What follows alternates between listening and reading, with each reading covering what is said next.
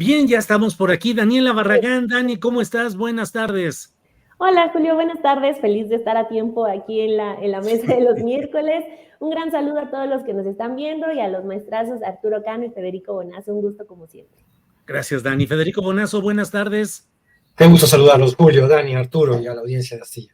Muy bien, gracias, Arturo Cano. Buenas tardes. Muy buenas tardes. Es un honor, como siempre, estar este 3 de julio y sé que hablo en nombre de mis compañeros al decir que estamos muy honrados de estar los tres con Julio. Los tres con Julio. Este 3 de julio. Muy Me pueden bien cancelar por el meme fallido, ¿eh? No. Eso sí, que no cambie. Bueno, vamos a entrar en materia. Daniela Barragán, Arturo Cano, Federico, tenemos muchos temas, así es que vamos a tratar de avanzar. Daniela Barragán, ¿cómo ves el asunto de lo que se ha dado a conocer hoy en la conferencia matutina de prensa del presidente López Obrador relacionado con Latinus, las finanzas, la investigación? Se dio a conocer una nómina de los colaboradores, de los ingresos, pues una serie de datos financieros, y ya Pablo Gómez ha dicho que se investiga a Latinus como empresa y que no a Carlos Loret, ni a Víctor Trujillo, ni a periodistas en lo general. ¿Qué opinas, Daniela, de este tema? Bueno, parece que se cae otro de los tantos teatros que han querido montar la oposición y periodistas de la oposición, porque, pues bueno, no ha sido la primera vez que sale un periodista a decir que es perseguido político, que no hay condiciones para realizar su trabajo, sin especificar cuáles son las condiciones que no le permiten hacer su trabajo. Muchos periodistas que salen de sus espacios, bueno, no tantos, pero unos muy mediáticos, que salen de sus espacios diciendo que no hay condiciones, pero que 2 días después están en una radio nacional o en la televisión o continúan con sus espacios en la prensa. Estábamos viendo que se estaba tejiendo toda esta historia también con el caso de Carlos Loret de Mola. Muchos columnistas estaban hablando de la persecución política y financiera en contra del periodista incómodo que había sido Loret de Mola en todos estos años, que incluso se le estaba coartando la libertad de financiamiento a Latinus, pero pues afortunadamente, creo yo, sale esta información en la mañanera para decir, oigan, lo de Carlos Loret es un asunto de cuarto o quinto plano, no está ni siquiera siendo investigado porque es un asunto menor. El asunto grande es lo que nos da a conocer la UIF sobre el consorcio Latinus, lo cual me parece que es información muy relevante porque nos habla de cómo pues puede haber muchos medios de comunicación utilizando ese tipo de negocios y hasta triangulaciones ilícitas, ¿no? Me pareció muy atinado que Pablo Gómez también saliera a decir, primero que nada, cuál es el papel de una unidad de inteligencia financiera para que tampoco sea como el afán de, se están extralimitando, sino de decir, esto es la naturaleza de una unidad de inteligencia financiera y se tienen que investigar este tipo de movimientos. Entonces, lo que tenemos es que Latinus se ha nutrido de un financiamiento público normal, que sería el de las partidas de publicidad oficial, pero por el otro lado tenemos otras empresas que a través de contratos de medicinas y de servicios de salud, pues también han estado echando millones al consorcio Latinus. En total son más de 2,000 millones de pesos. O sea, ha sido un gran negocio el de Latinus para un pequeño grupo de personas. Entonces, como que ya desdibuja ese asunto de Carlos Loret de Mola mártir, y no, o sea, ni siquiera deberíamos ya referirnos a él que se vaya y disfrute sus 2 meses de vacaciones, sino creo que sí hay un buen tema de seguir una ruta del dinero con el consorcio Latinus, porque además sale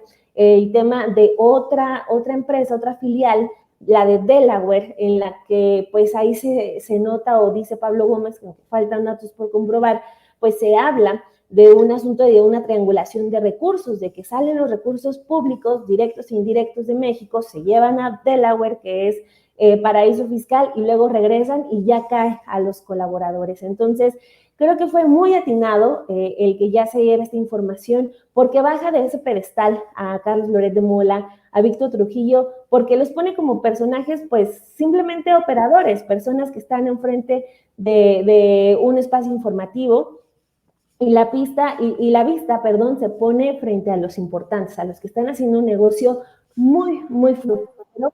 Y bueno, recordar que, o sea, desde el 2021, justamente Álvaro Delgado publicó Sin embargo, que estaban implicados, no solamente son empresarios, sino también son políticos como Silvano Aureoles y Roberto Madrazo. Entonces, creo que da un golpe limpio el gobierno federal esta mañana y tira otra vez estos teatros de periodistas mártires que no logran ser pues honestos con su audiencia, decir claramente si me están investigando, no me están investigando, intentan hacer teatros y bueno, al final los datos son lo que termina salvando este episodio en la que ya podemos incluso hasta omitir hablar de Carlos Loret de Mola e irnos con los dueños de Latinos, los verdaderos dueños.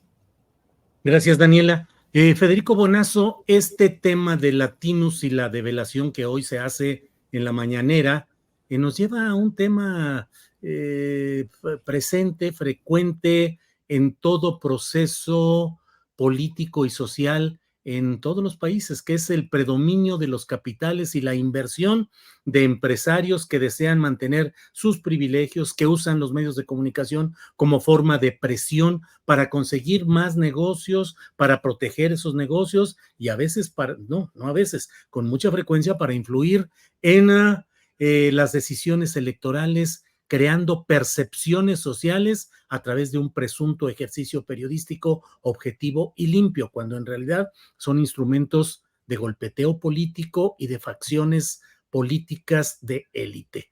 ¿Qué opinas, Federico, de este contexto y lo que significan negocios como estos en los procesos de lucha que se dan en el continente y en México? Claro, justo el resumen que haces tú para plantear la pregunta, Julio, es lo que yo quería destacar. El periodismo es un agente político. El querer negar su carácter político es como cuando el Poder Judicial dice nosotros también somos un ente autónomo, independiente y prístino y no le entramos a la política. No, la política es la actividad más antigua del ser humano, hasta los chimpancés tienen política. Los chimpancés no tienen periodismo, pero tienen política.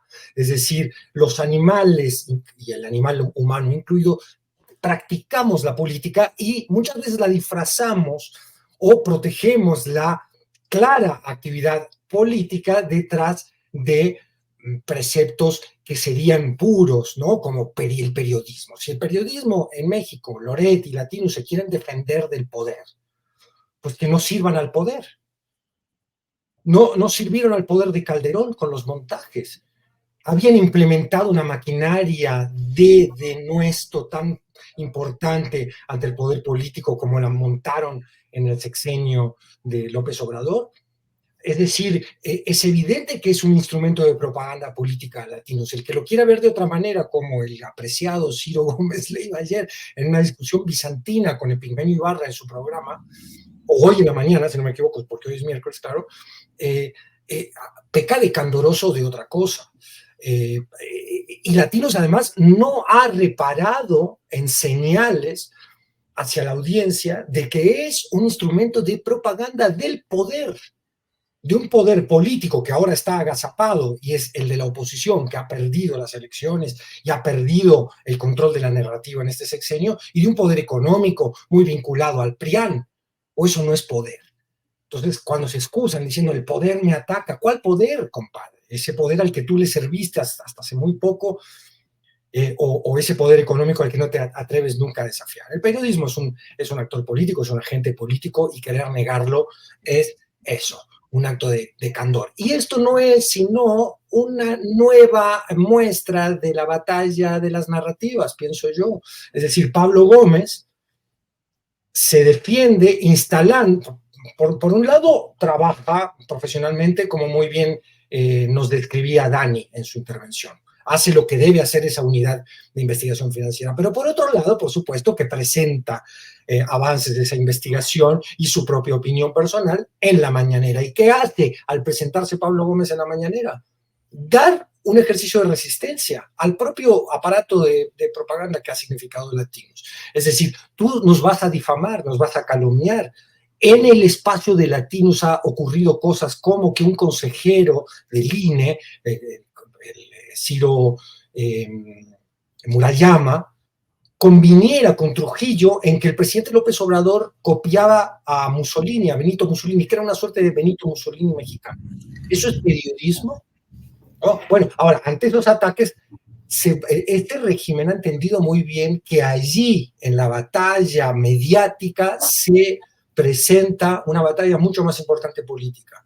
No van a dar un solo milímetro. Por eso están tan ofuscados la oposición y sus aparatos de propaganda como latinos, porque no han logrado arrebatarle al presidente, a la 4T, un milímetro en la batalla narrativa.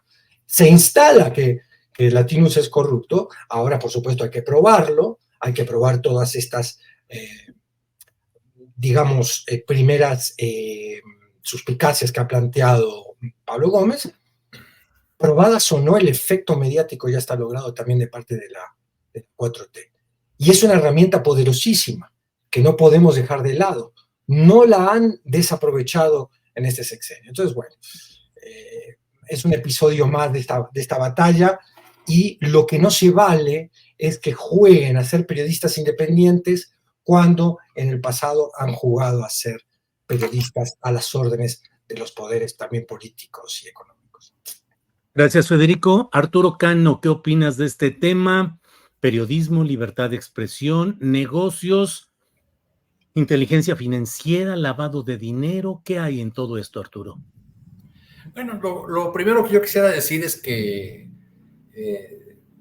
sería lamentable que Loret de Mola terminara siendo una suerte de mártir o adalid de la libertad de expresión. La libertad de expresión no merece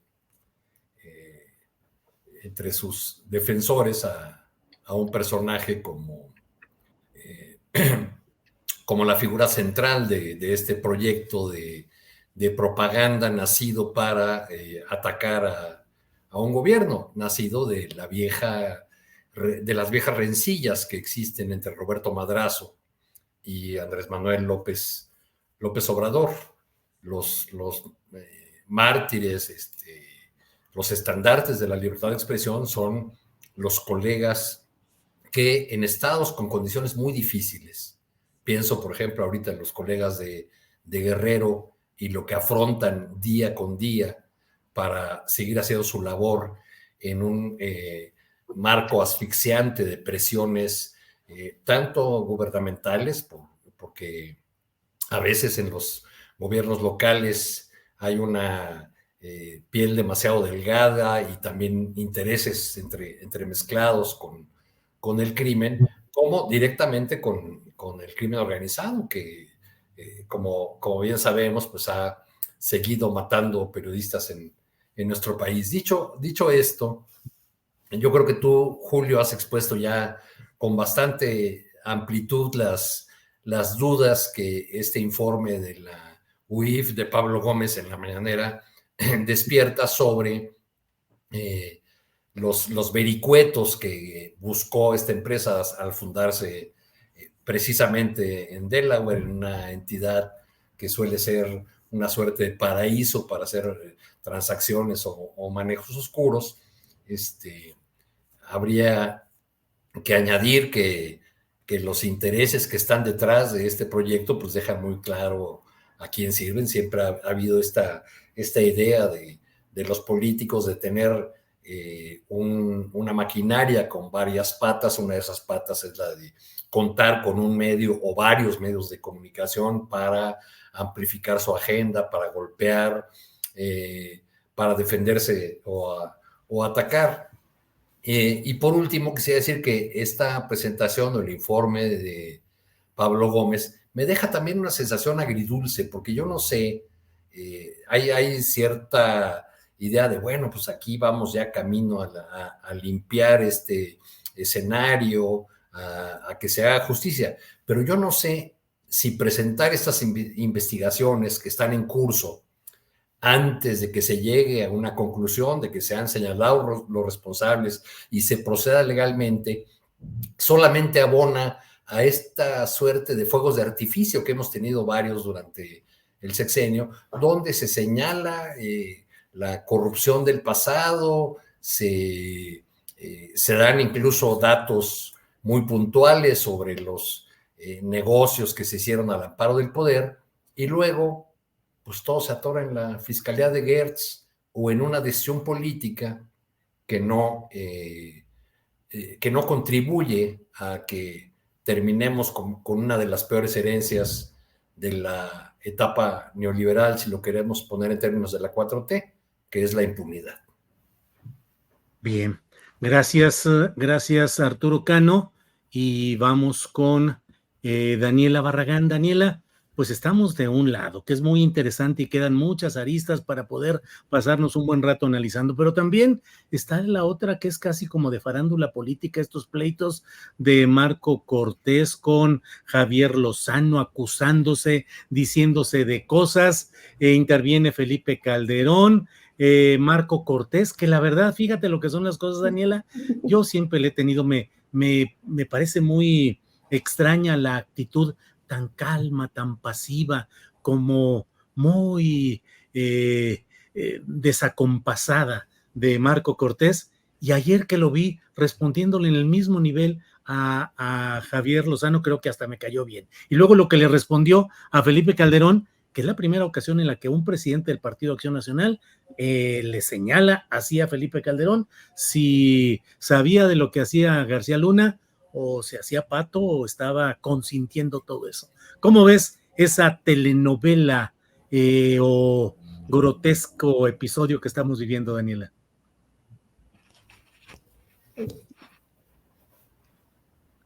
Ahí está. ¿Es mi internet? Sí, ¿verdad? Creo.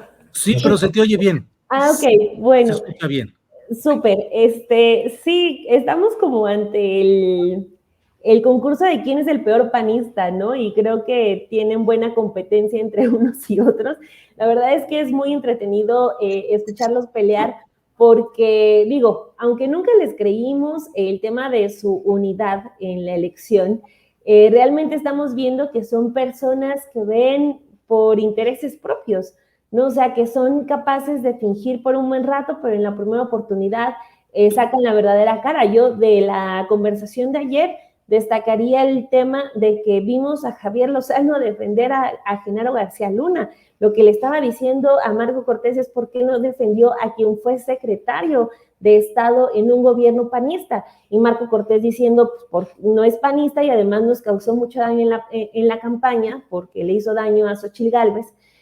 Pero Lozano estaba en su papel de que se tenía que defender a Genaro García Luna. Digo, fueron compañeros de gabinete, también eso tiene mucho que ver quizás, pero pues, o sea, cuando uno piensa que un panista ha llegado a su límite, realmente parece que solamente es necesario llevarlo a una mesa de Atypical para que rompa ese límite y ahora saque esa verdadera cara, que al menos la de Javier Lozano nos muestra que en el fondo lo que él ha creído en todo este tiempo, a pesar de que Genaro García Luna ya fue declarado culpable, es que su papel es defenderlo, solamente por haber sido un panista en los años pasados. Entonces, de esas lecciones aprendidas, que de las reflexiones que ya están presumiendo, pues les creo muy poco. En realidad creo que simplemente lo que vamos a ver es como, sí, ya reflexionamos, sí, nos faltó territorio, sí, no escuchamos a la gente, para seguir haciendo exactamente lo mismo.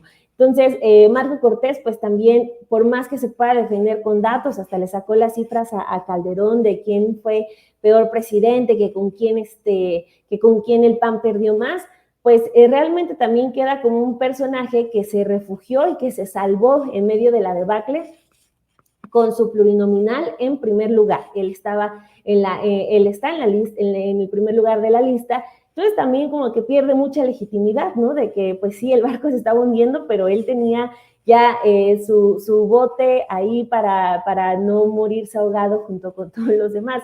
Entonces, creo que esta serie de decadencias van a continuar, están siendo muy intolerantes, ya no solamente con los del otro bando, los de enfrente, los que apoyan a López Obrador, sino ya entre ellos. O sea, la derrota es a lo que los está llevando, de repartir culpas y simplemente pues refugiarse en lo que hayan logrado conseguir.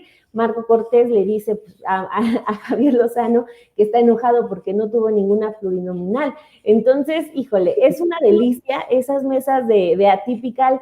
Nos han regalado joyas y creo que es una de estas. Y bueno, lo que tenemos como conclusión es que otra vez cuando se le pregunta a Felipe Calderón sobre Genaro García Luna, tenemos el silencio absoluto. Y con esto cerraría, pero sí me ligaría con lo que comentó Arturo Cano en su participación, pues que sí, de hecho también hoy Pablo Gómez da datos sobre el tema de Genaro García Luna, pero pues pueden ser golpes importantes en materia informativa, de transparencia, pero si no se llega a nada, quedan simplemente en un golpe hueco, ¿no? Entonces, también ese eterno llamado a que una fiscalía funcione, a que pase algo que despierta a la fiscalía, pues ahí queda, pero al parecer en esta administración el tema de concretar los casos, pues definitivamente ya no lo vimos.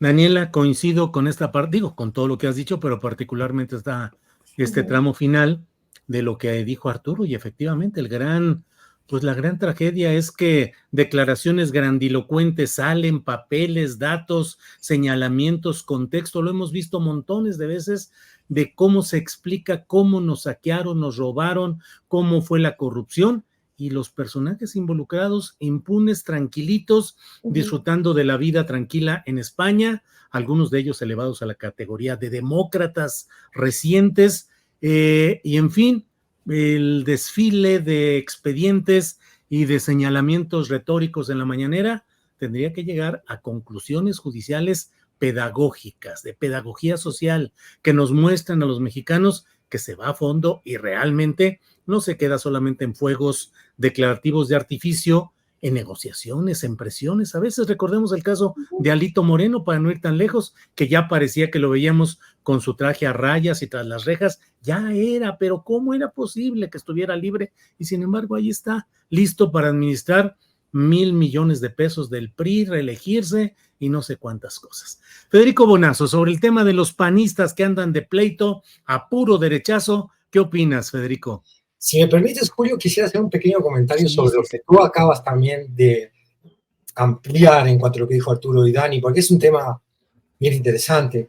Yo insisto un poco con lo que le dije en la intervención anterior, que considero que el presidente ha priorizado la pelea política en la esfera narrativa antes que llevar con un poder judicial y con un sistema de justicia, mejor dicho, que incluye a la fiscalía, antes de meter el bisturí de la justicia a fondo y llevar a la cárcel a tanto delincuente que anda suelto por ahí. En ese cálculo debe estar incluido, me atrevo yo a proponer, que en este momento un Loret de Mola preso, como también decía Arturo, sería también, o sea, si vemos esa escena, podría convertirse en un mártir que no necesita otorgarle a la oposición y a la derecha, en este momento a la 4T. Es decir, el cálculo político me parece que ha prevalecido sobre el cálculo judicial, o la apuesta a una verdadera reforma o implementación por fin de una de las grandes deudas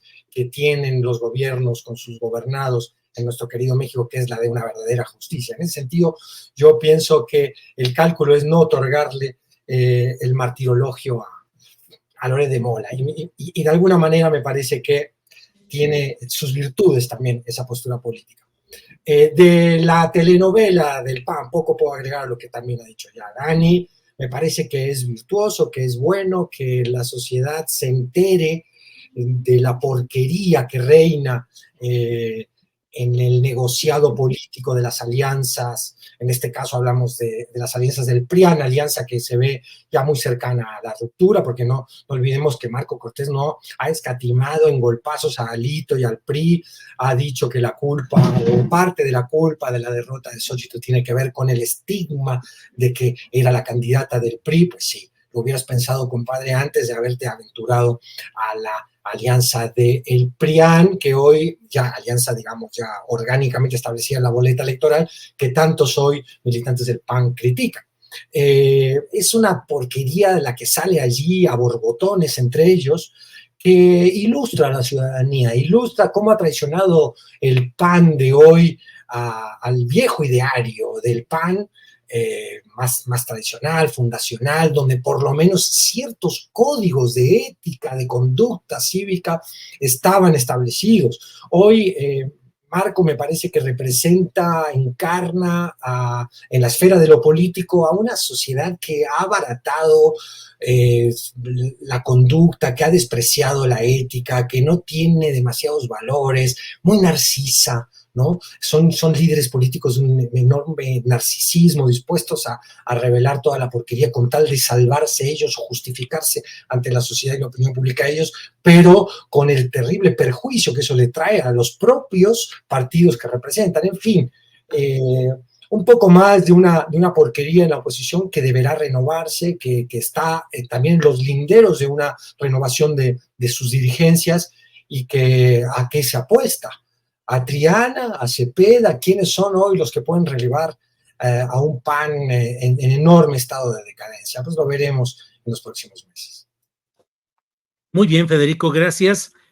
Arturo Cano, otro tema que pues está ahí es mañana las designaciones de la tercera tanda de nombramientos del gabinete, la virtual presidenta electa Claudia Sheinbaum viajando por el país junto con el presidente saliente Andrés Manuel López Obrador, en fin, una serie de acompasamiento ahí sí del presidente saliente y la presidenta entrante. Y hoy el propio Andrés Manuel López Obrador dijo que ni él es cacique ni la próxima presidenta es pelele. ¿Cómo ves este proceso inusual de transferencia del poder presidencial, Arturo? Tu micrófono. Creo que ya son varias las ocasiones en que tanto el presidente como la presidenta electa han insistido en que tienen una relación de compañeros, que comparten un proyecto y que no tendríamos por qué estar viendo una separación, un distanciamiento, mucho menos una ruptura. Pero siempre su afán de ganar la batalla narrativa, el presidente responde. En este caso fue a una primera plana ahí que sugería en un cabezal, después de entrevistar a los analistas, ¿no? Se inventa un periódico que quiera hacer esa nota, pues entrevístate a fulano, perengano, sutano, que te digan que ya se sabe que tienen cierta postura y que te digan que el grave riesgo es que Claudia Sheinbaum sea un títere, que es una cosa que traen desde cuándo, desde la guerra de las corcholatas o incluso desde antes, ¿no? Que no le conceden a Claudia Sheinbaum por ser mujer la posibilidad de tener su propio perfil político, su identidad propia. Ella misma ha insistido otra vez en esto de que sería lo mismo, preguntando o cuestionando a quien le preguntó si sería lo mismo si uno de sus compañeros, de los que contendieron con ella en la interna de la 4T, hubiese ganado, se harían la misma pregunta. Y creo que seguirán dando estas respuestas tanto el presidente López Obrador como la virtual presidenta Sheinbaum, y seguirán también del lado de analistas y diversas voces los señalamientos de que la presencia de López Obrador no terminará cuando se despida el último día, aunque él lo haya prometido. Lo seguiremos viendo en estos días, alimentado ahora por esta peculiar transición que estamos viviendo, ¿no? Esto de las giras del presidente en funciones con la futura, esto de la misma elección de los lugares a los que han acudido, que han visitado, y lo que significan en términos de proyectos comenzados en esta administración y que van a continuar. Creo que es algo que seguiremos viendo, estas críticas, estos señalamientos, y lo que dará una respuesta contraria a los críticos, pues van a ser las decisiones que Claudia Sheinbaum vaya tomando. Aunque yo en lo particular no le veo prisa por dar a conocer su gabinete completo, creo que se la va a llevar con calma, ¿no? Hace falta varios nombramientos clave, ya se ha dicho que al final va a dejarlos, quizá algunos de los más sensibles en los temas de de seguridad sobre todo, pero también hacen falta posiciones clave, como bienestar, que para la 4T tiene un gran significado, porque pues, es una secretaría muy poderosa en función de lo que maneja, de los programas sociales, educación, también, que también tiene una gran importancia, dado el origen de Claudia Sheinbaum y el entorno en el que ella se ha desarrollado. La del trabajo, ¿no? La 4T ha presumido mucho los avances en materia laboral en ese sexenio. Entonces, bueno, pues parece que ahí todavía habrá mucha materia para ir analizando con calma los nombramientos, porque no parece que haya prisa por el lado de la presidenta electa para irlos dando a conocer. Bien, Arturo, gracias. Daniela Barragán, ¿cómo vas viendo la evolución de este proceso? Hay quienes critican desde el abrazo, el beso del presidente en la mejilla a Claudia Sheinbaum al recibirla en Palacio Nacional, las giras, el que hagan reuniones de trabajo a bordo del Tren Maya, todo, ahí está una crítica constante, y sí detecto yo la lectura de varios opinantes normalmente muy opuestos a la llamada Cuarta Transformación, que expresan su esperanza de que dicen, ojalá Claudia, la doctora Sheinbaum, cambie, ojalá gire, ojalá no se deje dominar. ¿Cómo ves todos estos entretelones de la transferencia de poder, Daniela? Es que la misoginia nunca se acaba, o sea, eso es una realidad para todas nosotras, y creo que le conviene a muchos hombres entenderlo. O sea, no porque seas una mujer de más de 60 años, como es el caso de Claudia Sheinbaum, eres libre de sufrir misoginia. No porque tengas una carrera en la academia, seas una científica, se va a acabar la misoginia. No porque tengas experiencia, se va a acabar. No porque seas electa por 30 millones de personas como presidenta de un país, se va a acabar, ¿no? Porque si no es ella la que está obedeciendo a un líder, va a estar obedeciendo al marido, va a estar acompañando, va a estar obedeciendo a sus compañeros de trabajo, va a estar obedeciendo incluso a sus subalternos, ¿no? Como por ejemplo le pasó justamente a Claudia Sheinbaum en un momento en el gobierno de la Ciudad de México, cuando según se decía que Harfuch le daba órdenes, o sea, hasta nunca, hay muchos elementos para decir que no se acaba la misoginia, porque incluso hasta se nota cuando vayan a sacar los temas hormonales, ¿no? Que está en sus días, que la menopausia, que sé que aquello, o sea, siempre va a haber eso y siempre va a haber temas, aunque ya, como les decía, aunque haya sido electa presidenta por 30 millones de votos. Esos editoriales no se van a acabar, esas preguntas no se van a acabar.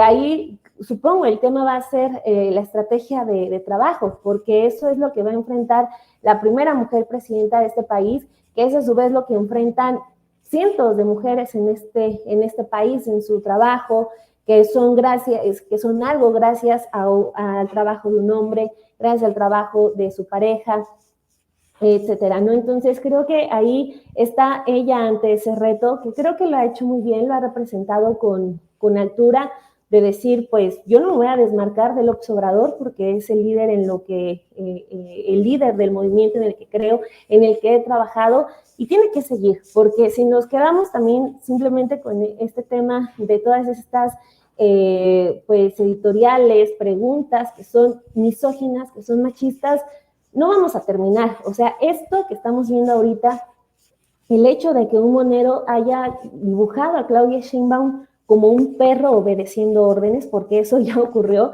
o sea, es lo que vamos a ver a lo largo de todos estos 6 años. Entonces, como le han dicho muchas mujeres antes de Claudia Sheinbaum, lo que va a tocar es enfrentarlo, seguir adelante, empezar a ignorar eso y también empezar a educar, ¿no? Esa también es una oportunidad que tenemos como sociedad, no simplemente decir, sí, México es un país machista, México es un país misógino, no. También darnos la oportunidad de reeducarnos, de decir esto que estamos pensando, esto que estamos planteando está mal, lo que están planteando esos opinadores, esos columnistas están mal. Tenemos esa oportunidad de hacerlo, estamos ante un reto, ya rompimos una barrera que fue el de darle a una mujer el cargo político más importante de este país, entonces creo que podemos hacerlo, pero creo que se debe partir de que la misoginia nunca para las mujeres. Bien, gracias, Daniela. Y bueno, nada más de pasadita, fíjate que ahora que estamos juntando dinerito con esto de Patreon y demás cosas, nos aventamos el tiro y le propuse hace unos días a nuestra compañera Marta Olivia López que iniciara un proyectito de 90 días para cubrir el tramo final de la estancia del presidente López Obrador, que es un tramo histórico. Es a la misma hora que Café y Noticias. ¿Te produjo algún enojo o molestia, Daniela? No, el sol sale para todos. No pasa absolutamente nada. Hay público para todas, para todos, y no pasa nada. Más bien, como siempre, todo el éxito para ese proyecto y para todos. Oye, Daniela, recuérdale ese lema, esa frase a Guadalupe Acosta Naranjo, que este domingo anuncia su nuevo partido. El sol sale para todos. El sol sale para todos. Bueno, Daniela, gracias. Disculpa esta referencia muy local, a veces de misoginia de calendario. No, Daniela, gracias, Julio. Al contrario. Federico, ¿cómo ves el tema de esto que estamos relatando acerca de esa pretensión de que la doctora Sheinbaum se desmarque, se deslinde de lo que algunos dicen, el riesgo de un maximato de López Obrador? Federico. Qué importante cuando escuchamos a una mujer opinar sobre esto, ¿no? Porque uno puede tener sus ideas y por supuesto que es tan evidente la misoginia que no la podemos descartar como variable de análisis, pero cuando yo escucho a Dani, qué manera de interiorizar este conflicto que, como ella dice, se perpetúa en el tiempo, tan diferente, porque bueno, ellas lo experimentan de una manera que nosotros no, y es una tilde de duda machista permanente sobre el desempeño de las mujeres que es realmente nefasta. Pero yo estoy seguro que Claudia Sheinbaum le va a callar la boca a muchos de estos machines, no porque vaya a ser un sexenio perfecto, por supuesto que Claudia Sheinbaum se va a tener que gobernar en el mundo real, un mundo lleno de presiones, un mundo lleno de intereses, y creo que ha sido, hasta ahora lo ha demostrado muy bien, no solo en la campaña, sino en su desempeño como jefa de gobierno, que lee muy bien la correlación de fuerza a Claudia, que en eso es muy parecida en olfato a López Obrador.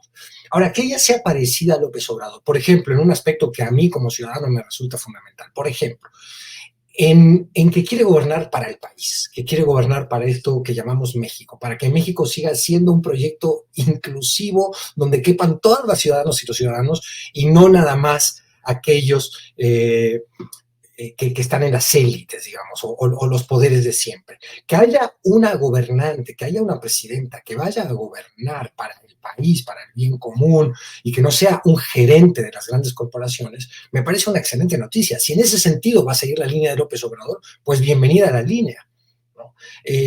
Ahora, el que dice que es una copia, o estos memes infames a los que hacía también referencia Dani, misóginos y que solo tienen además el objetivo de golpear, piensan que ella no va a tener una impronta personal, que no va a haber un acento en lo científico, en el tema ambiental. Creo que se equivocan muchísimo. No conocen tanto a López, ese López que han invertido tanto tiempo en intentar denostar, pero sin éxito porque nunca lo entendieron.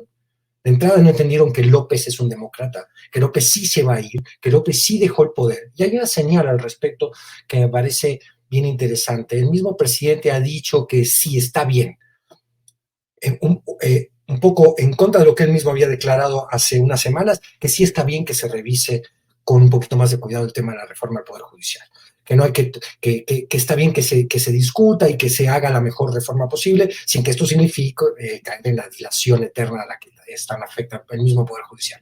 Pero esa es una señal. Le quita muchísimo estrés político a Claudia Sheinbaum esa maniobra. Es decir, bueno, tú quieres que esto se vea de otra manera, que veamos qué tan viable es en este momento hacer semejante elección de todos los magistrados y jueces, con lo que eso representa en recursos, en infraestructura, en diseño de esa misma elección, en el vacío que se puede generar dentro del Poder Judicial si de golpe tenemos que renovar el 100% de sus ministros.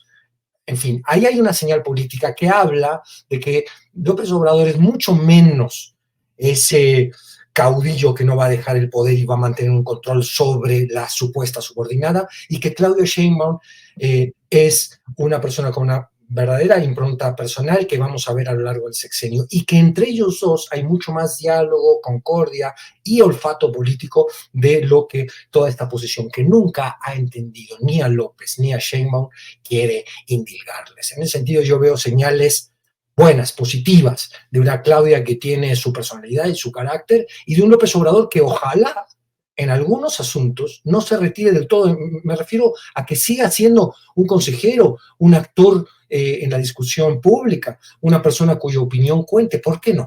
Lo vemos con Mujica, el gran líder de la izquierda uruguaya. Dejó el poder político, pero tiene una enorme autoridad y cariño en la ciudadanía, y hace bien que su voz siga presente. ¿Por qué tenerle miedo a eso? Eso diría yo. Ya nos veríamos, Federico, a López Obrador en su bochito allá en Palenque, saliendo a comprar con sus guaraches. Dice que va a andar en chanclas allá, entonces algo parecido. Quiere escribir un libro sobre el México prehispánico, que es una pasión, ¿eh? Uno lo ve y está cada día más poco disimulada esa pasión feroz que tiene el presidente sobre la historia del México prehispánico. Yo le creo, es un demócrata, es maderista en serio. Nunca lo entendieron, me parece, estos cuates a López. Oye, y ahorita que dices López, me estoy poniendo a pensar, ¿cómo le dirán todos esos que creyeron insultar o menospreciar a Andrés Manuel López Obrador diciéndole López y López y López? Ahora dirán pardo a Claudia Sheinbaum, le irán a decir pardo o alguna cosa así para tratar de ubicarla así en un término de nuesto o de... Oye, sí. Julio, y ojo que junto a la misoginia está el antisemitismo, ¿eh? Hay mucho antisemitismo contra Claudia, de que esta judía nos va a gobernar. Sí. Junta ahí misoginia con antisemitismo. Sí, se mezclan varias cosas ahí, exactamente. Así es. Bien, pues Arturo Cano, nos queda un tema. Revanchismo social también diría yo, ¿no? Porque eso de que sea científica, galardonada. Y que bailó ballet. También les puede, ¿no? A muchos, algo curioso. Pero Julio, mientras cambias el tema, a mí no se veía, quería olvidar decir que debemos estar profundamente agradecidos con Carlos Alarraqui. No, pues claro. Oye, los momentos de sano esparcimiento que nos ha regalado, ¿quién nos había dado eso? Sí, yo, la neta, desde los domingos con Chabelo, no disfrutaba algo así. Sí, tienes razón. Hagamos una campaña de apoyo a que se mantenga, porque le está prestando un gran servicio al esclarecimiento de posiciones y de capacidades. O sea, la verdad es que desde ahí queda muy clarito cómo anda. Algún envidioso diría que está haciendo un escaparate para la exhibición de las miserias opositoras, pero no, eso es porque tienen envidia nada más. Así es. Es un comediante de primer nivel, por favor, hay que respetar. Sí, por favor. Arturo, sobre un tema también suavecito, ligero, las broncas en Morena, en el morenismo, en el obradorismo, en la 4T, por Sergio Mayer, los llamados del director del Instituto de Formación Política, Rafael Barajas, a que se callen las voces que critican, y la reacción que ha habido de una parte de los morenistas en este tema de Sergio Mayer, que yo a veces digo que es injusto que le carguen la mano tanto a Mayer, porque mereciendo lo que se le está diciendo, no es el único ni es el peor en toda la nómina, en todo el elenco de personajes impresentables que fueron planteados a cargos de elección popular en estos pasados comicios. ¿Cómo ves el tema, Arturo? Mira, la cabeza del Instituto de Formación Política de Morena, Rafael Barajas, ha tenido ya ese tipo de expresiones como las recientes en otros momentos. En el Congreso de 2022 yo recuerdo aquel debate en el que Barajas, molesto porque le estaban gritando y se oponían ahí al paquete de reformas estatutarias que se iba a votar, que entre otras cosas le daban a Mario Delgado la facultad de que importantes secretarías, me parece que la de organización electoral y la de finanzas, no pasaran por el Congreso, no fueran votadas, sino que fueran resultado de una propuesta del presidente, pues también tuvo expresiones en el mismo tono que las empleadas ahora, que yo reduzco, yéndome al pasado, ¿qué será más viejo? ¿El argumento ese de no hay que darle armas al enemigo o la primera decisión de la izquierda? Porque es muy antiguito, ¿no? Ese argumento de que si uno, si se hace una crítica, si se está en desacuerdo con algo, se le está dando armas a la derecha. Dicho que eso me parece que no es cierto. En segundo lugar, lo que me resulta a mí preocupante es que el centro del debate sean, primero, qué lugar va a ocupar Gerardo Fernández Noroña o la diputación a un personaje de la farándula que resulta un impresentable. Y me parece que esos dos elementos, con la importancia que tengan estas personas para sus familias o sus grupos políticos, pues realmente son asuntos menores en relación con lo que la izquierda debería estar debatiendo en este momento. O sea, no estamos discutiendo qué vamos a hacer frente a Trump o Biden, cualquiera de los dos que resulte ganador, o cómo vamos a resolver el asunto irresuelto de la migración que va a continuar. Tantos y tantos problemas que hay y debates que dar, y la discusión de la izquierda partidista se reduce a las personalidades de uno que fue aspirante a la candidatura presidencial y de un diputado que además será como de segunda o tercera fila en esa Cámara. Me parece que es un mal síntoma que no se estén debatiendo, sobre todo porque la izquierda ha sido históricamente la fuerza donde se debaten a profundidad los temas. Digo, las grandes escisiones, divisiones de la izquierda en la segunda mitad del siglo pasado en nuestro país eran en torno al posicionamiento que se tomaba frente a la Unión Soviética o frente a Cuba, frente a asuntos de geopolítica o frente a los gobiernos, es decir, qué posición se tomaba frente a un gobierno del PRI o la caracterización que se hacía de un presidente particular para saber si había una alianza con él o no se daba. Y no, pues ahora la discusión me parece realmente sobre asuntos muy menores. Y recuerdo a los viejos izquierdistas que decían que más allá de discutir unos tristes cargos o de quedarse, como le ocurrió a la izquierda partidista en el siglo XX, varada en el debate ideológico sobre si la URSS o China, la vitalidad de la izquierda provino, como han señalado muchos autores, provino de la izquierda social y de la izquierda cultural, porque se había quedado varada, anquilosada, medio extraviada la izquierda partidista. Ahora, lo que me gustaría ver, no lo veo del todo, pues es más vigor en la izquierda social, en los movimientos. Recuerdo que el día del cierre de campaña de Claudia, los compañeros reporteros de Astillero entrevistaron a Armando Bartra, que con gran claridad algo le preguntó uno de los compañeros respecto de la formación de cuadros, de militantes, y Armando dijo, no, los cuadros se forman en la lucha social. Sí, recuerdo. Y pues esa es la que ahorita seguramente por ahí están, ¿no? en los movimientos, en el movimiento feminista, en el movimiento de defensa de los territorios, de medio ambiente, en la lucha contra las mineras. Todavía no está visible, pero creo que ahí la izquierda tiene una reserva moral que por ahora no veo en estos debates sobre los cargos o no los cargos. Bien, gracias. Daniela Barragán, ¿qué opinas sobre este tema? Sergio Mayer, Rafael Barajas, silenciar o acrecentar la crítica y la discusión internas, en fin, sobre este tema, por favor, Daniela. Ya está. Yo creo que se tienen que acostumbrar a este nivel de confrontación, que hasta cierto punto es sano, ¿no? Ya lo hemos comentado aquí de cómo la gente está muy metida en muchos de los procesos internos de los partidos, cómo sorprendentemente, la verdad, apenas pasada la elección, la gente lo que dice, a ver, yo no quiero una discusión de la reforma del Poder Judicial, yo quiero que se apruebe la reforma del Poder Judicial y punto. O sea, de que les dices, no, oye, vamos a ver con un asunto gradual, la gente no lo quiere gradual. Entonces, eso nos sirve de ejemplo porque se está repitiendo en varios otros procesos.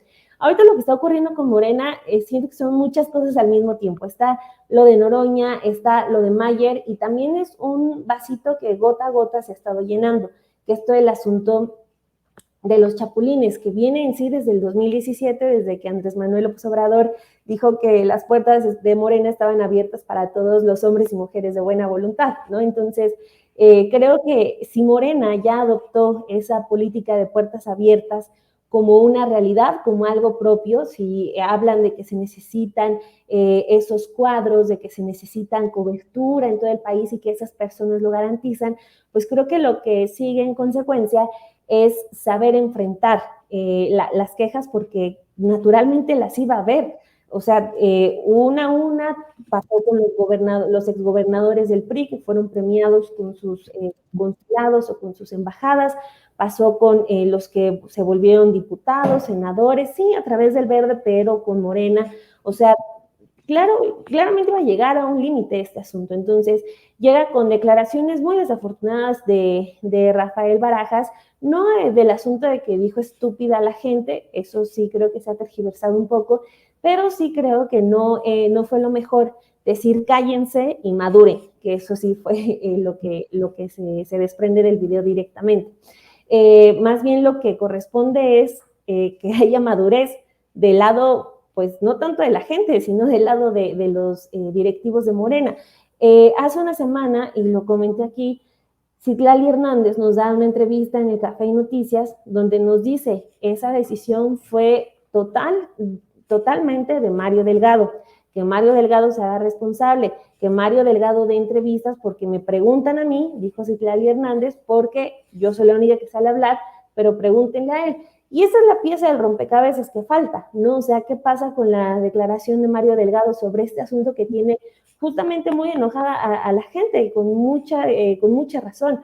O sea, creo que ahí sale el fisgón, que es alguien que decide meterse a los trancazos, a dar explicaciones, pero a Mario Delgado únicamente lo tenemos festejando algún triunfo de Morena, festejando en algún meeting o evento de Claudia Sheinbaum, pero cuando se trata de rendir cuentas, pues se hace el silencioso. Entonces creo que eso le hace mucho más daño a todo el movimiento que las declaraciones del fisgón, aunque supongo también no la está pasando muy bien por todo el asunto de lo que dio a conocer Alberto Escorcia de todo el linchamiento en la red. Entonces, creo que mucho de eso se calmaría si los implicados salen a dar la cara, que es el pequeño dato que hace falta. Entonces, pues ahí tiene el reto Mario Delgado, que no sé si está esperando a simplemente recibir su premio, que sería un cargo en el gabinete, y esperando a que esto pase, pero creo que es una gran falta de respeto para la gente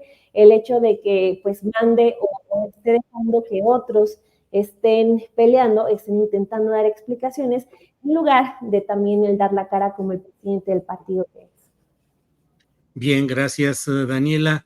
Federico Bonazo, fíjate que el 18 de septiembre de 2022, el reportero Arturo Cano, en una crónica publicada en La Jornada, entre otros datos, dice, la discusión tuvo momentos de tensión. Eso fue en un congreso en el que se discutían reformas estatutarias, y dice, la discusión tuvo momentos de tensión, sobre todo cuando Rafael Barajas, el fisgón, tomó el micrófono para defender la propuesta de reforma. Comillas, se puso como fiera, insultando y gritándole a la gente, cierran comillas, informó una congresista desde las primeras filas. Hubo discusiones porque se quería dejar la atribución de nombrar a los secretarios de Finanzas y de Organización al presidente del partido. Barajas siguió hablando en medio de gritos, le gritaban, el pueblo pone, el pueblo quita. Él hablaba de la necesidad política de aprobar la propuesta en sus términos y completa, y lamentaba que una parte de los asistentes no la entendiera. Comillas, es muy pinche simple, carajo, cierro comillas. Y siguió, se abren comillas, la izquierda tiene una vieja tradición de lucha fratricida y solemos enfrascarnos en discusiones verdaderamente absurdas entre nosotros. Carajo, pinches pleitos internos. Se cierran comillas. Bonazo, ¿cómo ves esa vocación de lucha fratricida, tradición en las izquierdas? Vaya tema, creo que no me da tiempo de desarrollarlo, tú sabes que me apasiona, es decir, concretamente ese tema, no quiero quitarle el postrecito a mis colegas de mesa, voy a intentar hacer una síntesis de lo que yo veo coyuntural y estructuralmente en esta situación. De acuerdo que podría ser un poco chismoso el tema de Noroña, el Fisgón, pero creo que no lo es tanto en el sentido de que son ejemplos de que hay una discusión de fondo que me parece muy importante que se dé, que es, si tú has querido empoderar, politizar a las bases, a la ciudadanía, al pueblo, no puedes ahora quejarte de que ese pueblo politizado, que esas bases concientizadas, que ese poder que sienten hoy los militantes y los simpatizantes de este gran movimiento de masas de izquierda que es la 4T, o lo de izquierda podríamos entrecomillarlo, no da tiempo aquí de intentar resolver ese problema, se manifiesten ahora y hagan uso tanto de ese empoderamiento como de ese nuevo criterio adquirido. Si hay revolución de las conciencias, no la podemos compartimentar a la hora de que el pragmatismo tiene que jugar su moneda política. No, hay revolución de las conciencias. Entonces, me parece muy bien la vitalidad de las bases morenistas. Ayer veía una entrevista muy interesante que le hiciste a Ackerman, Julio, no sé si fue ayer o antier, sí, donde Ackerman, bien, muy didáctico, explicaba un poco toda esta interna y por qué es importante darla y por qué no se puede estar posponiendo en función de que hay una circunstancia que lo impide, vienen las elecciones o empieza la campaña o el plan C o el recambio de la dirigencia de Morena. No, entonces nunca hay buen momento para discutir por qué se están violentando los estatutos, por qué las bases no se sienten representadas. Lo de Sergio Mayer es una situación que ayuda a que una conversación muy importante se dé. Es una gota que derrama un vaso de hartazgo. No es tan importante él como lo que representa. Lo mismo pasa con Noroña, porque ahí también hay otras lecturas, no solo del premio Reciprocidad Política, sino qué pasa, le tiene miedo a la facción más de izquierda del movimiento, le tiene miedo a otorgarle a Fernández Noroña un protagonismo que después pueda hacerlo crecer como figura que claramente está colocada más hacia la agenda de izquierda de este movimiento tan amplio que llamamos 4T. En fin, son discusiones que hay que dar. Hay dos, ¿no? ¿Cuáles son la conducta de las bases y cuál es la interna de las cúpulas? Y creo que es muy importante, muy sano, muy virtuoso que se dé.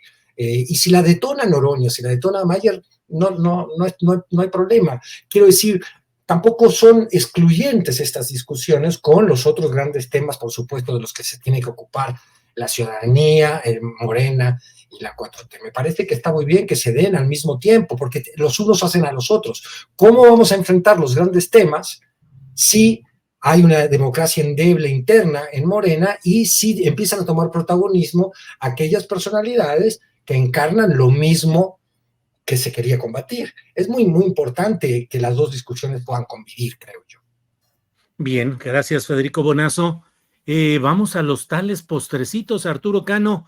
Tenemos tiempecito, digo, son las 2:59, pero 2 minutitos cada quien, si podemos. Arturo, ¿qué nos dices? Recordando esa crónica del 22, tengo que hacer la precisión de que a los periodistas, a los reporteros, nos sacaron del Congreso de Morena.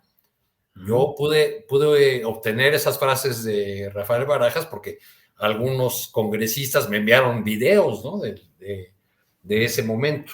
En el postrecito, pues ya a todo lo que da, otra vez las especulaciones sobre los cargos que anunciará mañana Claudia Sheinbaum. Hacen falta pues varias secretarías muy importantes, como ya decíamos, pero me llama la atención de que ya está circulando en portales especializados en información política el nombre de Mario Delgado como posible titular de Educación. Uh-huh. Entre las dificultades que Mario Delgado tendría para hacer ese cargo de esa posición, pues están que a lo mejor lo vuelven a encerrar, como le pasó en su oficina de Morena, cuando le fueron a hacer una manifestación los maestros de la CENTE y le reprocharon y le recordaron que él no solo votó a favor de la reforma educativa de Peña Nieto, sino que argumentó a favor. Y que luego, en la siguiente reforma, la del año 2019, ya en este sexenio, pues también estuvo o se mantuvo con quienes planteaban, Esteban Moctezuma estaba a cargo en ese momento, planteaban que quedaran en la nueva legislación pues muchos de los elementos de la reforma anterior, que ha sido uno de los reclamos constantes de la coordinadora. Entonces, si van a poner a Mario Delgado en esa posición, ya podemos esperar conflictos en un sector que, pues además, nunca ha aprendido a callarse, ¿no? Con todos sus asegúnes o con las diferencias que pueda despertar o críticas que pueda despertar, pues la coordinadora magisterial lleva 40 años dando la batalla, ¿no? Bien, Arturo, gracias.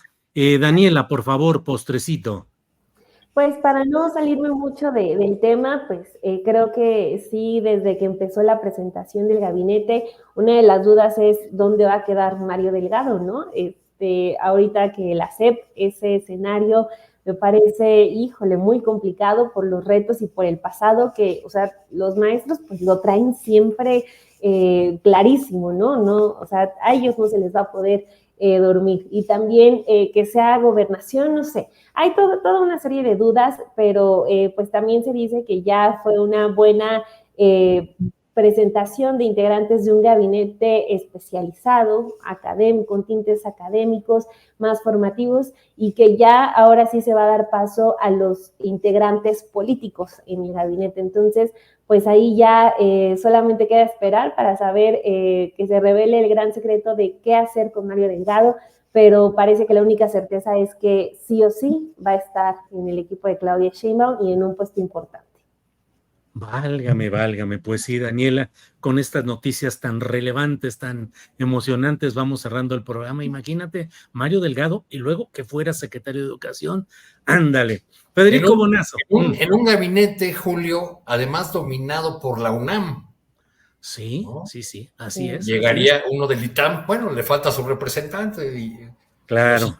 Los itamitas algo deberían tener. Y con Rosaura Ruiz, que no pudo ser nombrada secretaria de Educación como se suponía, sino que tuvo que entrar en esa elevación de CONACYT al nivel de secretaría, que en el fondo, pues presagia como que algo hay ahí precocinado y que apenas se va a dar a conocer. En fin, Federico, por favor, postrecito.